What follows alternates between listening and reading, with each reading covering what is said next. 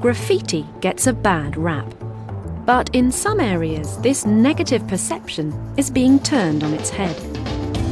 Graffiti and street art is bringing communities back to life. It's turning dour and uninteresting streets into exciting, vibrant places to live and work. Graffiti is providing a creative outlet for young and old alike.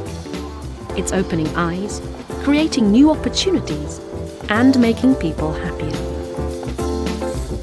David Speed is a graffiti artist and the director of Graffiti Life, an organisation whose work shows that you don't have to sell a Banksy to have graffiti change your life. Graffiti Life is a collective of artists. We offer a range of services to our clients. So as well as having our little gallery here where we sell prints and original paintings, we also do team building where we teach people how to paint. They can sort of learn how to do graffiti.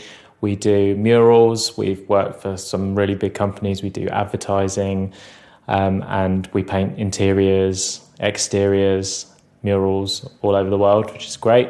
And we also do live art, so where we're sort of painting at an event and everyone can watch the artwork coming together. David is well aware of the negative attitudes towards some graffiti.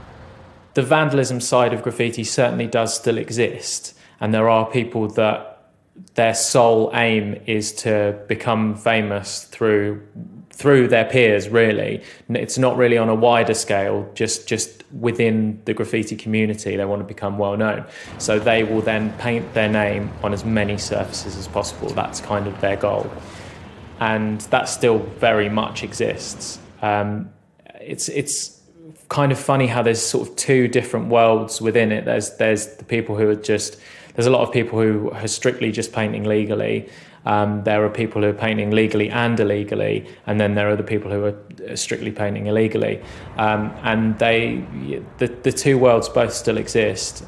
The reason that I'm allowed to work professionally as a graffiti artist nowadays comes down to the fact that there is an understanding from the general public of the artistic side of graffiti.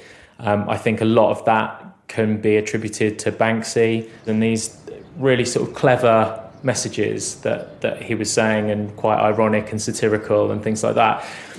And I think that was the catalyst for people to understand this art form a little bit more. And that was maybe the easy way in to, okay, well, I've seen this guy Banksy, but let me see who else is out there.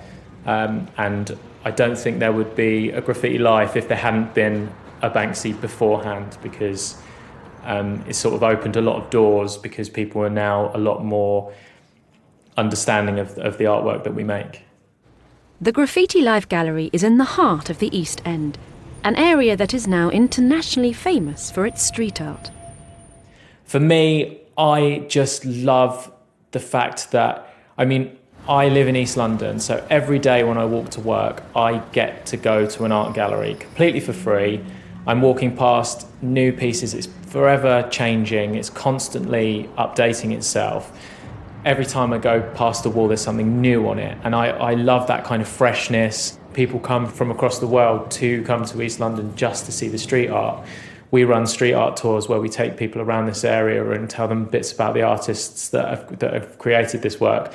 And on this, in the same way, international artists, this would be their first stop, is to come to London to create artwork here, just because this is the hub, this is the central place where all the artwork happens, certainly within street art.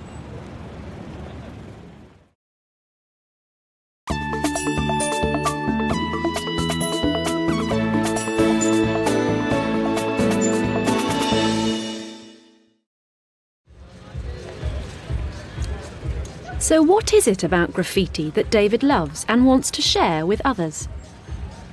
So for me, it's more about, I just enjoy seeing people expressing themselves. Like when we do workshops with people, you can see that when it kind of grabs them and people get to do this themselves, and the pride that they have when they've created something amazing on this huge scale, much bigger than they've ever painted before, because maybe the biggest they've ever painted before is sort of on a canvas or just on a piece of A4 paper or something like that. And then all of a sudden you're painting a huge wall and you just have this sense of achievement of what you've created. And I love that. I love the expression and the fact that there really are no rules. I mean, you can paint whatever you like, and there are so many people just painting what appeals to them. And I think if you just paint what appeals to you, then you will find a lot of people that it appeals to as well. A lot of times when we work with young people, you get, I mean, in every group, no matter what age they are, you always get someone who says, oh, I can't even draw a stick man. And they're the people that I really love kind of working with, because I only need 90 minutes. And with a person who says, I can't draw, I have no artistic talent, give me 90 minutes with that person. They'll be so proud of what they've created at the end of it. And I love that. And we can really sort of turn that on its head. And a lot of young people that we work with, maybe they're not that confident. We've worked with a lot of people who are kind of not in education or training, so they're unemployed. They've kind of maybe not been given a lot of opportunities, or they've kind of been passed by society, or in school kind of they weren't really working well at academic subjects, and that wasn't kind of what they were strongest at. And I often find when I'm working with young people, I'll give them a compliment on what they're doing, and you'll go, oh, that's wicked what you've just done, that's really cool what you've just created. And they sort of look at you like they've never heard a compliment before. And I just think there's so many young people who are not being encouraged enough, and maybe their schoolwork and stuff, they find it really hard, or they find maths hard or something like that. But if you give them something artistic where it's kind of an open playing field, if I've got a group of young people who've never painted before, they're all roughly at the same skill level. And so they can produce something they can really be proud of, and you just see that kind of transformation in people. I think graffiti is a really powerful tool, and I think it can bring communities together. I think that when community is involved in creating a piece of artwork, then they have ownership of that work, and they become fiercely proud of it and protective of it.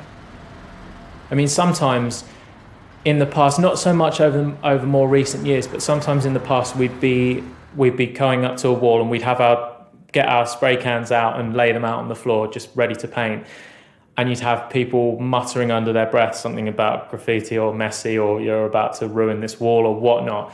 But then as soon as you've started painting, those same people are walking by, and I mean the amount of sort of older people, the older generation, who maybe you would expect to not be interested in what we're doing or particularly inspired by what we're doing. I was amazed initially for how many of those people were coming over and going, what you are doing is fantastic and we love it. And that's happened so many times. And I think that's just so amazing that people are sort of walking by and they're getting involved, and they're saying, no, we really approve of what you're doing. For me, I want to, like, my goal and Graffiti Life's goal on the whole is to create artwork everywhere. So we're happiest when we can walk down the street and we can see amazing artwork everywhere. And I think that, like, as I'm traveling, I would much rather see creative stuff on the walls wherever I go, rather than just kind of plain blank painted by the council grey walls. I think that's kind of stifling, and I think people should be encouraged to be creative.